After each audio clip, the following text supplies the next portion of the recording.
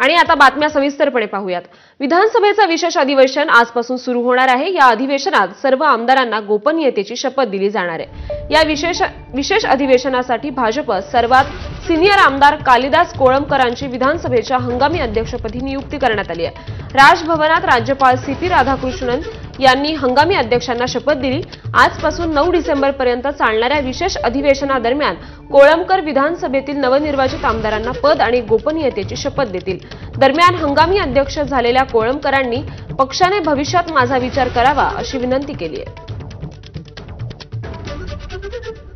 बघा, हे हंगामी अध्यक्षपद पक्षाने दिलं, हंगामी अध्यक्षपद, आणि भविष्य काळामध्ये आज नाही म्हणतात तर मी 1990 पासून ह्या विधानसभेमध्ये 90 पासून मी आमदार आहे आणि ही माझी 9वी टर्म। आज वर्ल्ड रेकॉर्ड माझं झालं आहे। ह्या बाबतीमध्ये मला एवढंच सांगायचं, पक्षाने माझा विचार करावा पुढ्या भविष्य काळामध्ये। उपमुख्यमंत्री अजित पवारांना आता मोठा दिलासा मिळालाय। अजित पवार